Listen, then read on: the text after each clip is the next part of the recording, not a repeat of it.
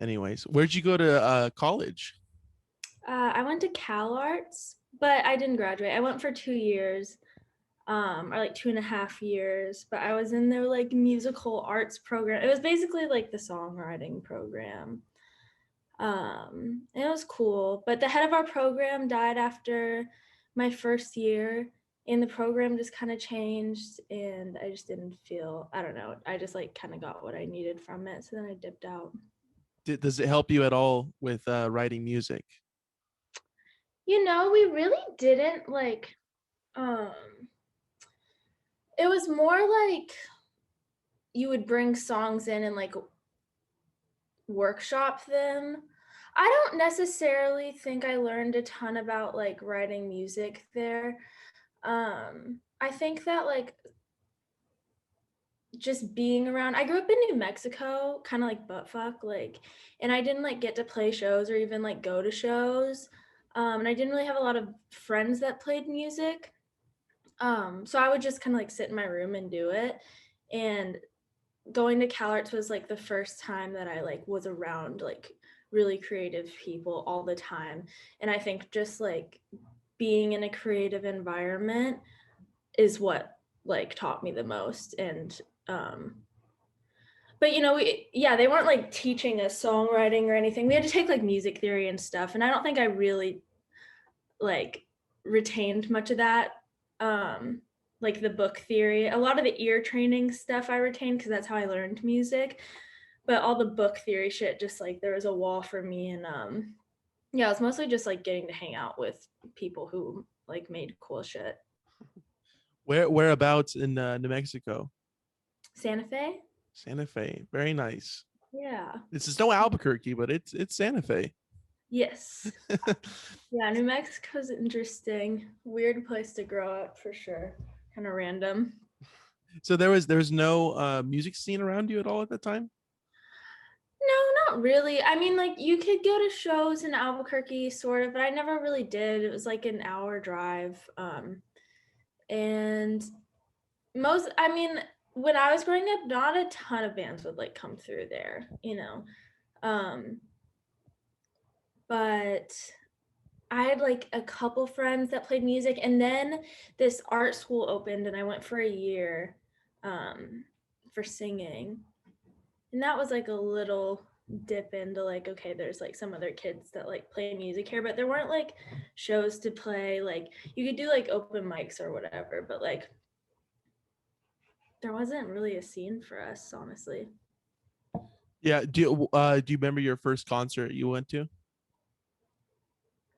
Yeah, my first concert that I went to was for my 10th birthday, and it was Ricky Martin. Because me and my mom and my brother, like my whole family just like fucking worshipped him. So we saw him in Dallas. But I think like one of the first shows that I saw that I went to because I wanted to, I saw Muse. And I remember going to an Immortal Technique show in Albuquerque. I used to be like everyone in New Mexico was like hella into underground hip hop and stuff. And so I listened to a lot of that. How was that show? Was it did he It was was it wild. a good performance? Yeah. Yeah, it was sick. It was fucking crazy. It was in Albuquerque and it was rowdy. And I was like, you know, I'm like 5'3" and I was way littler than I than I am now. And I was like right at the front and people were just like moshing so hard. It was so fun, but it was rowdy. It's definitely like specific crowd. Yeah. So when did you, I mean, obviously for college, what year did you move out to LA? When I was 18, I got out right away. Just straight out of the gate, huh? Yeah, fuck yeah. I was really ready to get out of there. Do you still live in LA right now? Yeah. Yeah, I've lived here. I lived in Valencia, like in the deep, deep valley, um, when I was in college, and I've just kind of been making my way in LA for the past 7 years, but I'm here. And I mean, you're gonna stay? Yeah, I really have grown to love it here. I've just like built a really great community of people. Like I've found really, really good friends here. and I guess like for the career, and you know, you kind of have to be here, but mostly just like I found like a home away from home vibe. And my friends feel like my family, and so, you know, feels good to be here. Yeah, definitely. What piqued your interest in music? Oh, I don't know, dude. I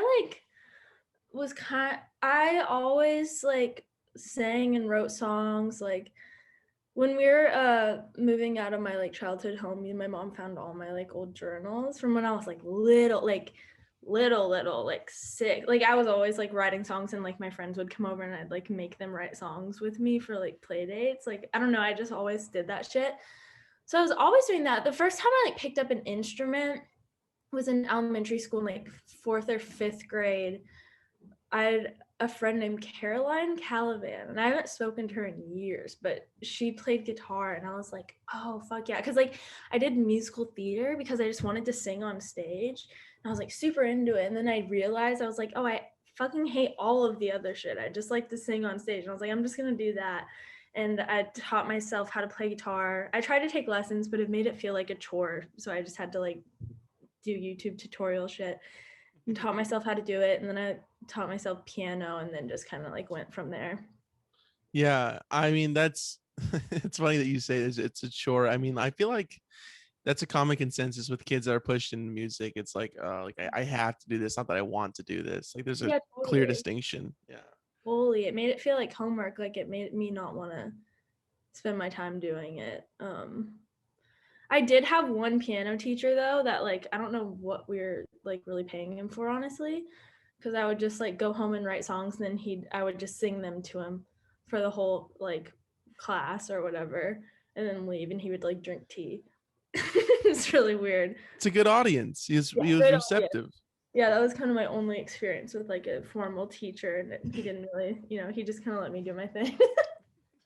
I mean, he seemed captivated. He was drinking his tea, had a nice time, right? Yeah, he was nice. I liked him. He was cool. I think he just picked up on the fact that I didn't like give a fuck about like learning like formal whatever, and he was just like, all right, just do your thing. So, I mean, when you first got on stage, I mean, that was obviously out in California, right? Yeah, definitely. I mean, the first shows I played out here were with Current Joys.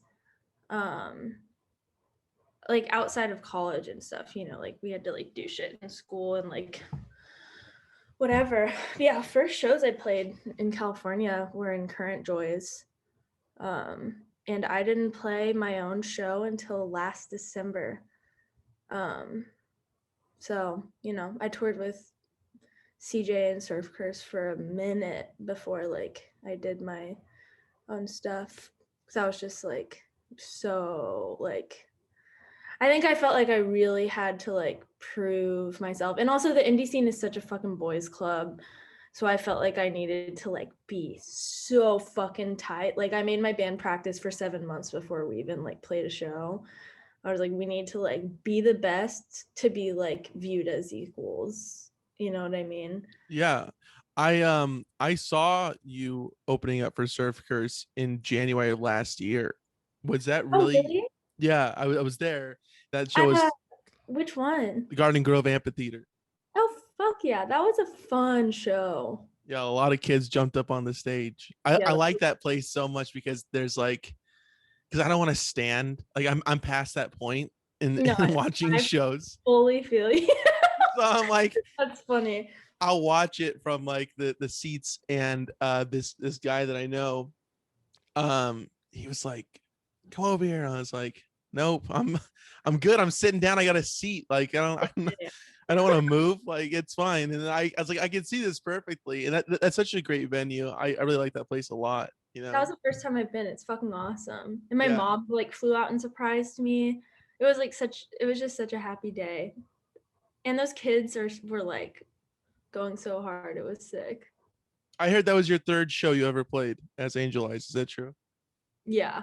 We practiced fucking hard, dude. Like we practiced so hard. I was like, we're gonna sound because it's also like it's pop music, you know? Like if it's not tight, and like the harmonies aren't perfect, like it's gonna sound so bad. There's nothing punk about my music, you know, like if it's like sloppy, like it's gonna sound like shit. So like there's no like wiggle room. Like it has to be like perfect for it to sound good.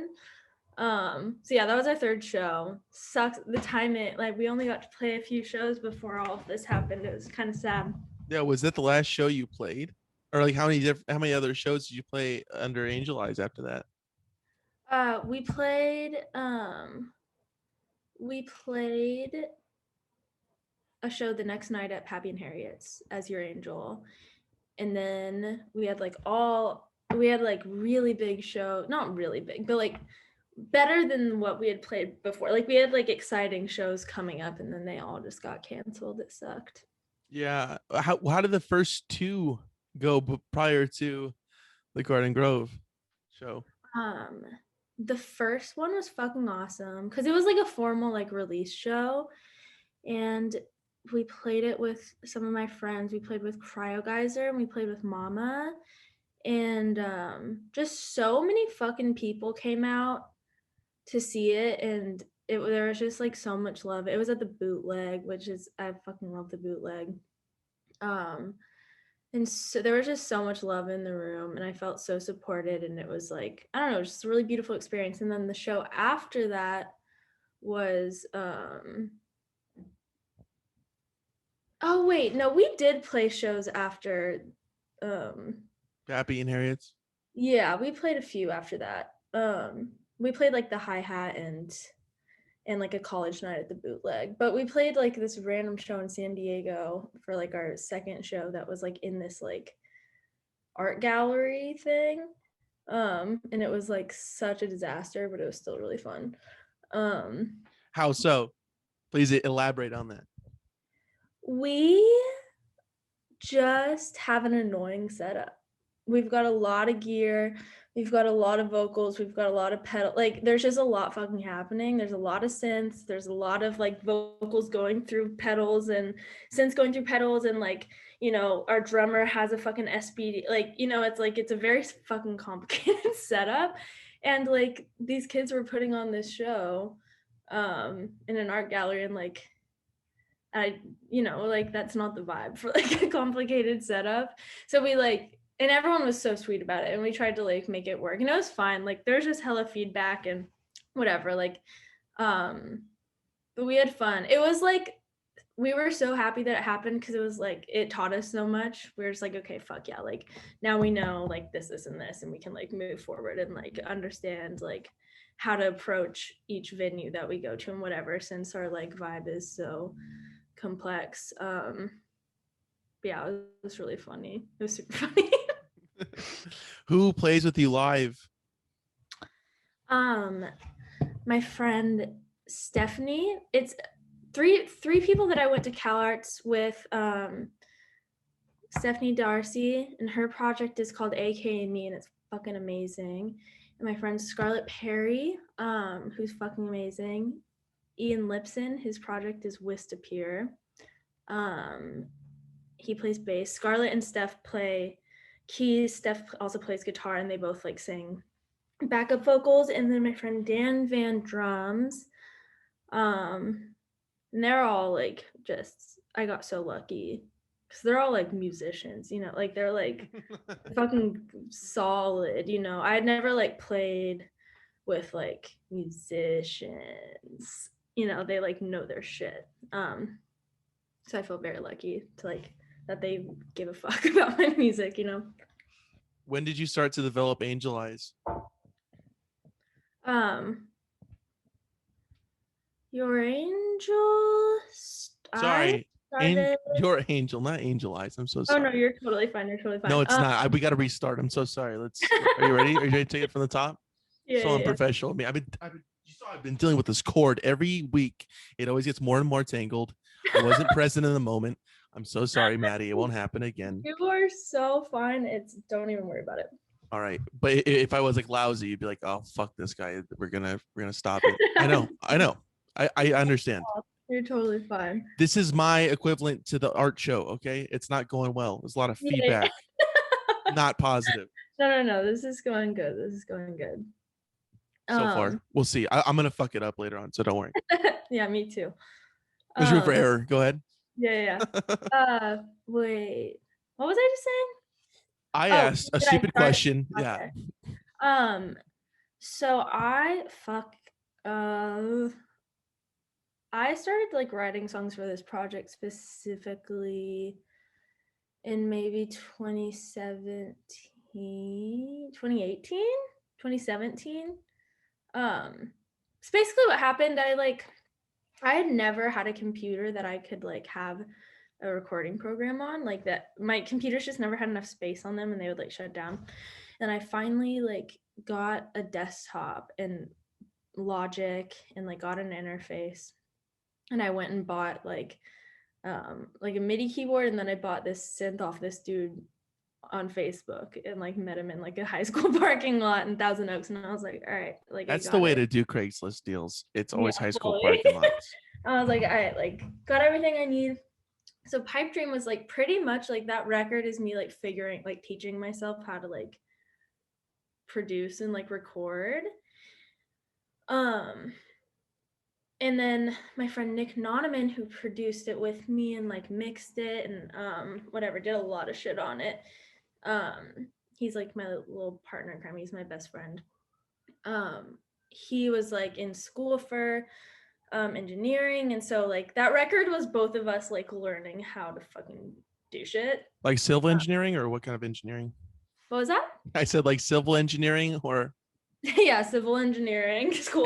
it's all compatible. It's fine. Yes. It's very open ended on the Yeah. major. Yeah. Um so like, we just like that record took a pretty long time because we were both just like figuring out like what the fuck like we were doing, and he was learning how to mix and whatever, and I was like learning how to like make songs in this like completely new realm. Like I used to just like sit down at the piano and like write shit or whatever, and now it was like, okay, I'm gonna like sit down at my fucking computer and like produce a song as I write it, which is like how I do shit now.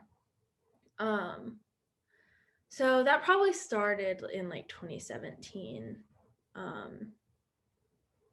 Yeah, I'd say 2017. Did you record it all in the place that you live? So basically, like the way we did it was I would like make a demo. And I would like, but it was a demo. Yeah, I'd like make the whole song, like whatever. And then I'd bring it to Nonaman, and we'd like use that same demo but like I'd have like shitty like MIDI drums and bass and whatever on it. And so we would, uh, yeah, like take all that shit out and like record live drums and bass, and he would like do extra production shit, like things that I didn't know how to do and whatever, make it a little sparklier, and then he would mix it, and that's how we made that one. Does your backing band, when you play live, did they also play on Pipe Dream, or was that just solely you and him? So Ian, who plays bass, played on a couple of the songs, but other than that it was just like randoms, like um Jackson Katz played on it. He's Brutus the Eighth. He played on it. My friend Gabe Stout played drums on it. And the guy who, my friend Ruben Radler, who mastered it, played drums on it as well. And yeah, that was about it. Oh, that's it. Only like 9 drum players, not 15. Yeah, not 13. We're just sticking with 9. Super simple. No, yeah, and it sounds good. So you said that you started developing these songs in 2017, right? Roughly. Yeah. What When you are writing songs, I mean, especially for Pipe Dream, um, when or like what when you have an idea, how are you beginning the process to record it and write it? Are you starting with like guitar or a melody? How do you go about doing that? Well, usually like the way my like brain works, like I've never, and it's kind of changing now. Like the more comfortable I get with like production and stuff, and like I'm just like evolving as a person or whatever. But I usually like I don't like have an idea and be like, okay, like I'm gonna go home and do that. Usually I just like have this feeling like, oh, I need to make something right now. Like I just like feel like creative. I need to like go do that. In my like I never like work on songs for a couple days. Like I always like sit down like demon mode like for 12 hours. Like I just like get possessed by it. And I usually start with like a chord progression and just like usually I'm just like fucking around like playing chords and like going through sounds and like finding it too that just like, I don't really know. It's all just so quick. It's usually just like finding chords and like a sound that like are like, okay, this like works and like makes sense in my head right now. Like boom, that's that. And I just like sit down for like 12 hours and I just don't fucking get up until it's finished, Yeah, it's like, and it's always, I think that process is like maybe changing a little bit for me now, but usually it's like, I just like sit down and fucking like produce and make the whole song right there, because I'm very like I need like because I want to be able to listen to it in my car the next day. Like I like that like instant gratification of making music. But I think I'm like there have been a few songs recently where it's like I'll like work on them for a few days, and I always like will finish. Usually I'll finish it, and then like obviously we go back and like then I like bring it to like I'm making a record right now, and the girl that plays guitar in my band, Stephanie, like we're like doing crazy production off of what I already had there. It's like they end up being these other things, but in that moment I just like need to fucking finish it right away. Are you do you find with the recording of this new album, are you kind of slowing down in a way? I mean, I like how it's slowing down for you. It's like we'll do like 3 days on this song as opposed to a day. Yeah. We yeah, no. We like I made the whole record like I demoed it out the way I always do, just like fucking doing it in one day. MIDI drums, I get it. I know. Yeah. But this record's also super like different. Just because I know more, it's like more fully realized. It's way poppier. It's like way crazier production. Just because I learned more, I just like know what I'm doing. I know how to like produce shit better than I did. So it's just like a natural evolution or whatever. But we have been working pretty quickly because we kind of have like a dream team vibe happening. But no, we're definitely like taking our time with each song, and like we'll dedicate like one full session to each one and like really go hard, and then we kind of like revisit until we feel like they're the best that they can be. But we're working quickly. I think if you give too much time to a song, you like second guess what your original ideas are that are good just because you're like used to hearing it, and like you can just like spiral in your head, and sometimes you just need to like let go and just like let it be what it is. But yeah, it's been a cool process. I'm really excited about it. Awesome. Do you have a name for it yet? No, not yet. But we'll see. Yeah. Eventually, right? Yeah, I probably won't be out for like a long time. Just because I don't know how I'm gonna put it out or like whatever. Because I independently released my first record just because I figured like no one gives a shit. It's my first record. I just want to like play shows and like have music in the world. Like I'm just gonna fucking put it out. Now I like, I'd like to have a label put it out and whatever. I gotta go do the whole suit industry thing, which I fucking hate, but I'm gonna try and figure out how to navigate it. Fucking we'll see. I'm gonna finish it first. I'm just focusing on finishing it first. And then deal with the suits up at the top, those fat cat bigwigs. I get it. Yeah. Yeah. Where did the name come from? Your angel. Where does that drive from? Um, Your angel eyes, rather, I should say. your angel eyes derived from something very special to me. I was just trying to like I had like already started making these songs before I came up with the project name.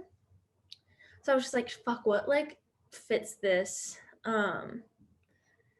And I don't know, I like had this long list of band names of like shit that I thought sounded cool, but none of it like felt like it like represented the music that much. And I thought of Your Angel um just like, you know, when you listen to music and it like makes you feel like very at home and like you're like being watched over, like just like artists that make you feel like very understood. No, I don't listen to music. Yeah, no, fuck no, I hate Nah, music. it's not. I'm not a huge fan of it. Fuck no, bitch. What are you talking about? Um, uh, No, no, no. yeah, I get what you're saying. Yeah, you have a comfort level to it, right? And yeah, some artists and songs invoke this in you, right? yeah. So it was just kind of that vibe, just like hope that my music would like play that role in someone's life. I just thought Your Angel was like a sweet way of like, I don't know, representing that. And it just sounds sick.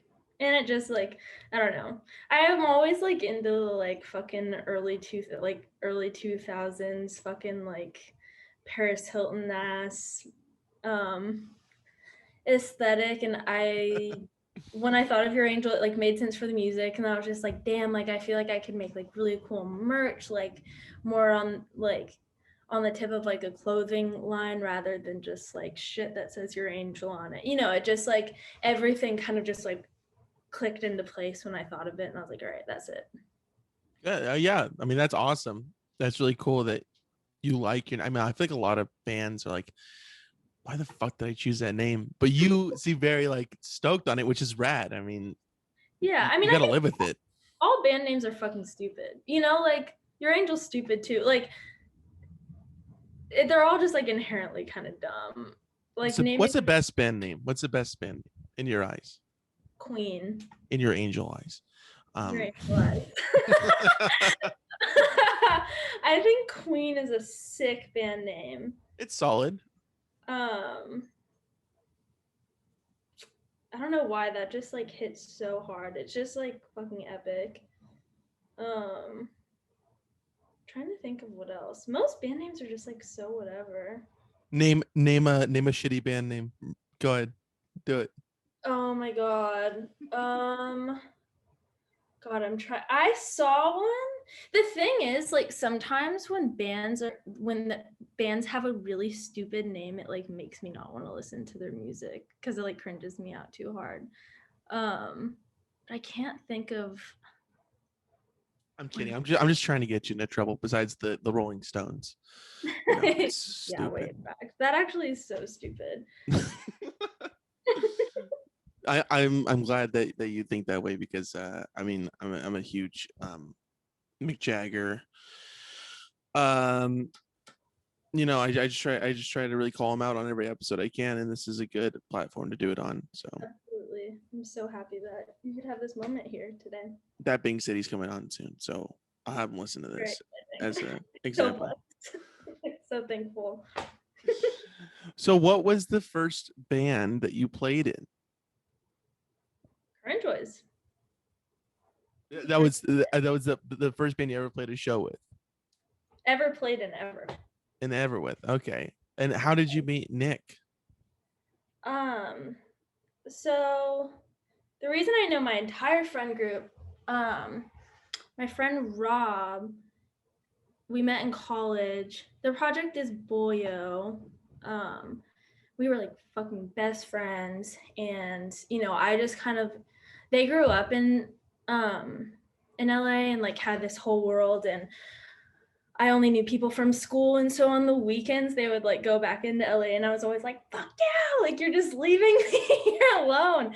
And then after a while, I like started hanging out with all the friends that they had here, and Nick was just one of them, and I just like got super super tight with.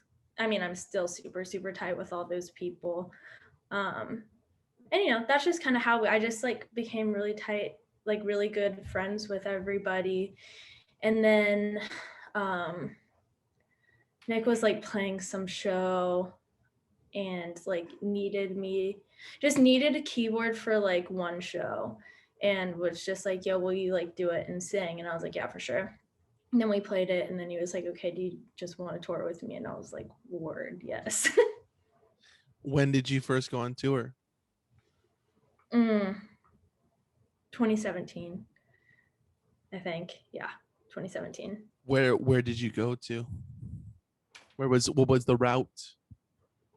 It was a big one. Not cute. It was like 5 weeks. It was all the way to like Canada and back. So Up the coast. oh, actually, you know what? The first we did like a baby. I just like don't count this as a tour because it was like a week long, and I'm so used to doing these like long ass fucking tours. But we did like a thing where we like went to San Francisco and like Reno and somewhere else probably. But first like proper tour, we went to Canada and back. So you went from, I mean, did you start in LA and then went to Reno and then For the first yeah, one? for the first baby one that you don't consider a tour. Yeah, we played. No, we went to San Francisco, then Reno, and then ended in LA, I think. Or God, it's so long ago, dude. I have honestly no fucking idea. And maybe we played in San Diego too. But we did it with Boyo. Yeah, we did it with Boyo. That was fun. That was a cute little vibe. And then the next one was a major one up to Canada. Yeah. And it was like before, it was like the beginning of Current Joy's kind of doing well. So it was a cool experience getting to like, go on tours with them, and like each tour got bigger and bigger. And it's fucking like we were just like a touring band. We were just like the live band. So it's like, seeing people like just freak out over Nick like he's a rock star was just like, whoa, holy shit. Like that's so fucking weird. It was cool though. Yeah. Were you still in school in 2017 when you started to tour? No, I had left school already. So I was kind of like flailing, like I was pretty unhappy. I was like struggling with a bunch of like mental health shit also. I was just like, I just need to like take sec.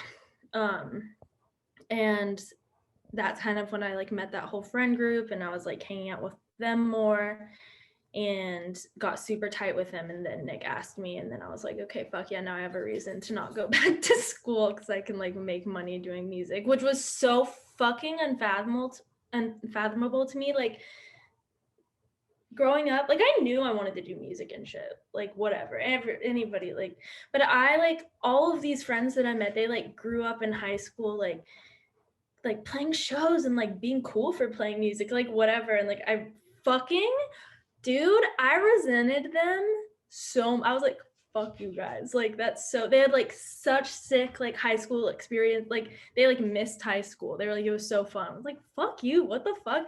And I like, I just didn't like the idea of playing shows, like was just so out of reach. And I knew I wanted to do it. I just didn't know how to get there. And then it's just like, I swear to God, I just like manifested that shit because it just like all of a sudden it was just like, whoa, I'm like doing it now. What the fuck? Like it's just been like a very natural progression, but it was so like, holy fuck. Like I think it was a little more like, wow, I'm so lucky. So lucky. And I still feel this way, like so fucking lucky to be doing what I'm doing, especially in comparison to like the people that were around me that were just like so, they just like grew up doing that shit. But for me, it was just like, like, do you guys realize how crazy this is? Like, what the fuck, Yeah, that's awesome. That's really cool that you had that mindset still. I mean, that's awesome. I feel like sometimes, I mean, like not only obviously in playing like in a band, but in any circumstance, like if you do something that's like like, wow, like I'm doing this long enough, it kind of loses its momentum in that thought process. But that's awesome that you still like hold on to that. That's really cool. It's really rad. What was the biggest, by biggest I mean largest tour you ever did? Um, Probably. Hold on, my dog's scratching at the door. Please go ahead. Go, yeah, fix it.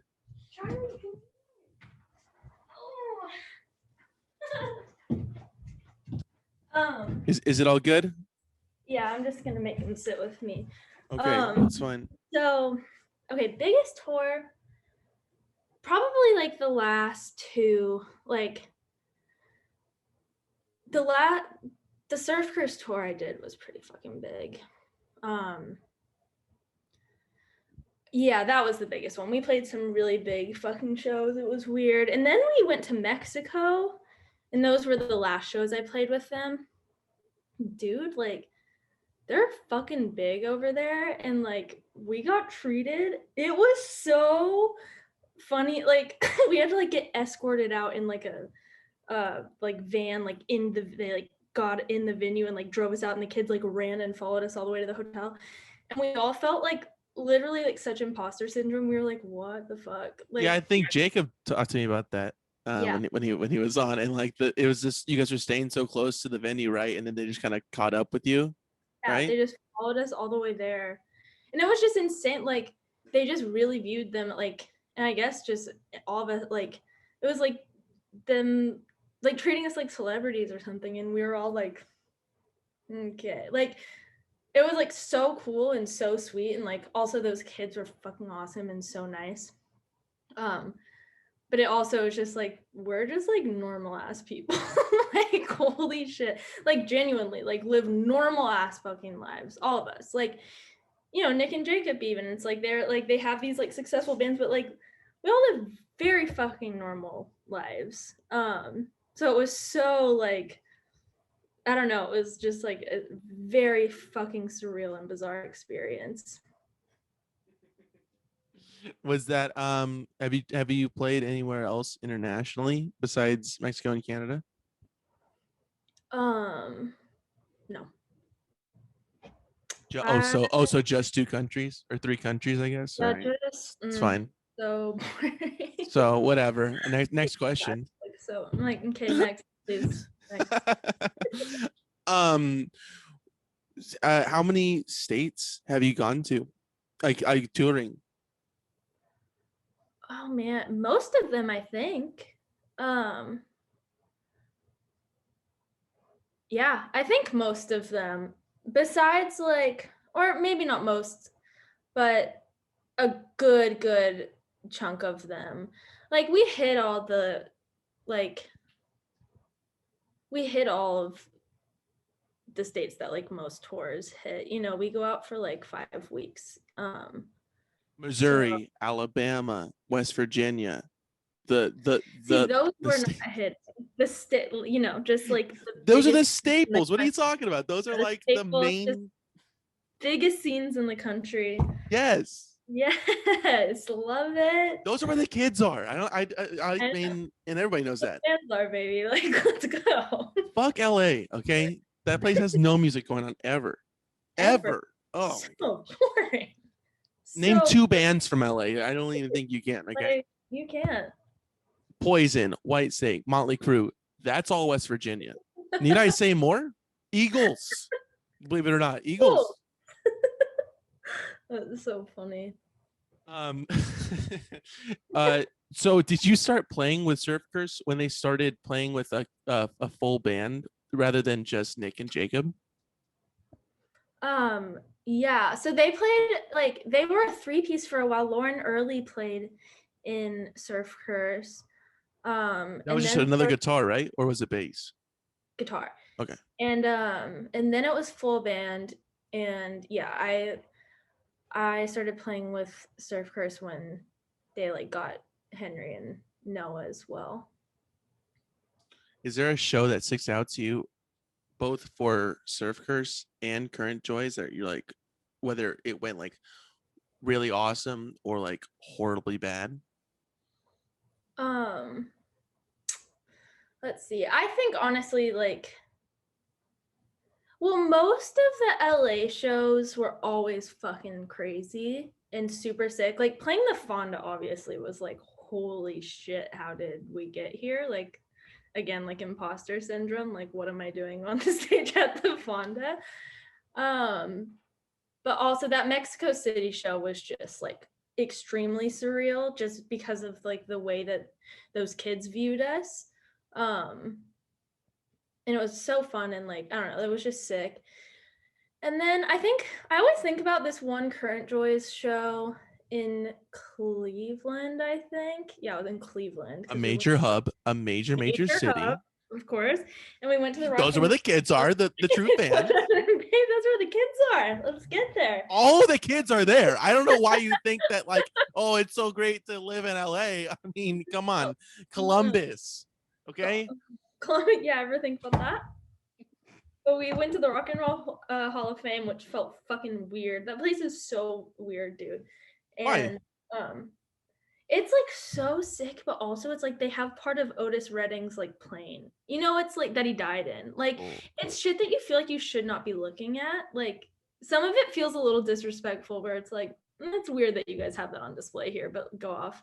I like how you had to clarify what plane it was. It was actually his just like his first commercial flight, and they kind of like Otis Redding's plane on a garden. Like but he yeah, it was just fucking, it was so like some of the shit in there is like, oh, that's so cool that I'm getting to like be this close to this. But then other things it's like, that feels weird, but okay.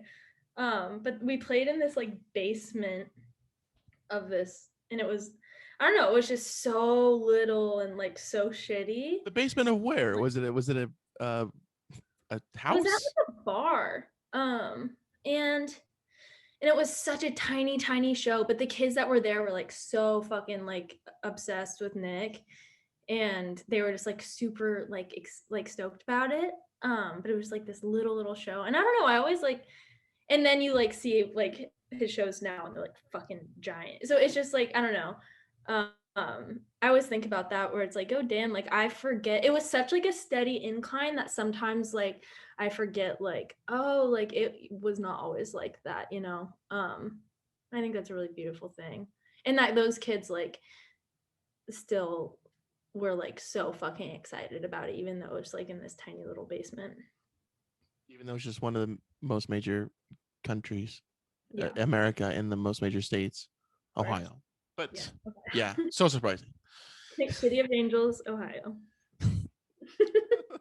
No, yeah, believe you me, LA is gonna move to whether it be Columbus, Cleveland, somewhere in Ohio. Yeah, I'm telling you, I'm calling it. Heard it here first, people. That's right. That's right. It's breaking news here on the Vineyard. I mean, it's breaking news, baby. Per usual. I mean, come on. All of the 10 people who listen to this podcast regularly, they know it's like this is where you get all the hot information from. Yeah. I'm basically Rolling Stone magazine. They said, hey, would you mind like please writing for us? To say, I'll buy you out. And they're like, all right. So that'll happen soon. Fine. It's gonna be the Vineyard magazine. Well, I like literally just remembered this is a podcast and not just like a written interview. I mean, I have questions. I actually just started writing questions recently.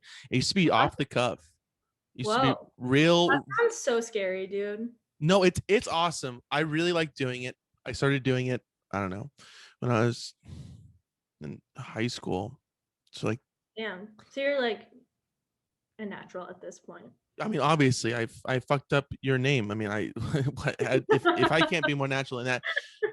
I don't know what to tell you. Yeah, this is it. This is the height of it. But yeah, I really like doing it a lot because I meet a lot of nice people and some not so nice people. Really? Yeah. That's fucking awesome. Like, why would anybody like agree to do something and be an asshole? I don't know. That's actually my next question for you. Why would you? I'm kidding. I'm why are you such a fucking bitch? Wait, am I allowed to cuss on this? Yeah, that's fine. You can say whatever the heck you want. 45 minutes ago, sorry. Yeah, I gotta edit a lot of shit out of this, including that. See, like, yeah, just rubs off on you. So funny. Yeah. So I mean, can we let's talk about your new song with PHF. Oh yeah. How did that come about? So Joe is just like a good friend of mine. I fucking love him so much. And we get to see each other once a year because he lives in New Zealand. But we just like we were like internet friends for a long time, and we like had mutual friends and stuff. And then we like finally met in person and like just felt like we already knew each other because we were already talking all the time. And he just like sent me um the instrumental one day with like his first like vocal part and was just like, hey, like we should like make something together. You should like put something on this if you feel like it. Like if it speaks to you or whatever, like go off. And I listened to it and I was like, fuck, this is so sick. And so then I like wrote my part and sent it back to him. And we've just kind of like, he's like kept like doing cool production stuff. And this was like before quarantine. This was kind of a long time ago. Yeah, it was super like random, low key, just like kind of just like a friend thing, just like, yo, if you feel like putting something on this, do it. And I'm excited about how it turned out. He's so sick, dude. He's so fucking good. I love his music so much. I just want to have that silence there for a second. Okay. Like, mm-hmm. Uh-huh. Is there anything else? That's that it, and it sounds awesome. I mean, it really does. It really sounds cool. You have a really unique voice, just in general. What do you have any influences vocally that you try to maybe emulate or take from for ideas? I don't necessarily think that I like try and emulate anybody just because like I've been singing for so long. Musical And theater, like I understand. musical theater, you know what I'm saying? Um, Singing "The Sun Will Come Out Tomorrow" in my bedroom for hours on And end. for the piano teacher, I forgot. Yeah. What's his name? What's that guy's name? What was? Does he have a name or no? Shit, dude. Oh, I know it. I just can't remember right now. Fuck. All right. I know. So that is so rude of me. Your first audience. Okay. Weird of me to not remember that. But I don't know. I've just that's like my deal. But okay. Recently, like new artist vibes. There's this girl named Lynn and Stella. She's like a pop artist, but do you remember that YouTube video of the girl and her little sister doing the cup song to Call Your Girlfriend?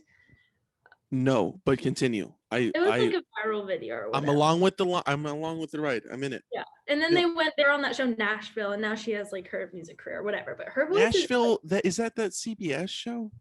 Yeah, the CMT. Is it CMT? I thought it was CBS. Yeah. I think my mom watches it, but I thought it was CBS. It is CBS. It's not CMT. Okay, good, because my mom would have been really mad, and she would be like, "It's CBS," and I was like, "That's what I said." Okay, good. It comes for you. Love you, Mom. She listens. Hey, Mom. She's okay. So Lynn and Stella is amazing. I love Beach House. I think her voice, Victoria, I can't remember her last name. Her voice is amazing. And then like the Sundays and the Carpenters, and then I also love like Gwen Stefani and like all of that era of stuff. Like Dido, I love Dido, but I don't think I necessarily like have like ever try and like make my voice sound a certain way or like someone, but I do like try and like emulate like the like text, like the feeling, like the emotion that some people have in their voice, or just like the texture of it. I'm with you. Yeah. No. Yeah, I definitely understand. Yes. Because, like, I feel like when people try and like make their voice sound a certain, it's just like ingenuine sounding sometimes, and like a lot of my music is like very like the focal point is like they are the vocals and like the lyrics, and I feel like if I was like trying to like sound a certain way, it just like wouldn't hit as hard or something. Like you can just like tell. Yeah, right. I understand. I mean, I've seen you live. I get it. I know. I've seen it firsthand. I get it. Yeah, I get it. Yeah. Third show. Okay, I was there, sitting down. I told you. That's so new. Okay, Maddy. Yes. I like to wrap this up with the promos. So Okay. the people can find your music at yourangel1.bandcamp.com, right? Yes. Yes, right. And Ballerina, the song that you did with PHF, is available on YouTube and Spotify and Apple Music and all that jazz, right? I mean, like it's on Everything. Yeah, all everything that I platforms. made is available everywhere. Okay, awesome. And is there what else? Surf Curse and Current Choice, right? Yes, but that is not, I don't even, that's Nick and Jacob's. I know, but you're in it. I mean, you're a band member. I thought you were a team player. Never mind. Okay, we'll edit that out because you don't want it in. And I'll tell Jacob. I said, hey, Keep it in. You're like, Maddy hates you, Jacob. Yeah, I'm gonna send him this. I'm like, look what the fuck she said. Yeah. Like, guess what? One of your best friends actually hates you, dude. Yeah, and he's gonna be like, okay, well, I guess we're Yeah. gonna do a little reprioritizing on this next booking or whatever tour. Thank you so much. Thank you for having me. That was fun. I really appreciate you coming on. Yeah. And I'm gonna talk to you in 1 second because I'm gonna stop recording this. Okay. Okay, cool. I'll see you. But you don't have to wave. It's fine.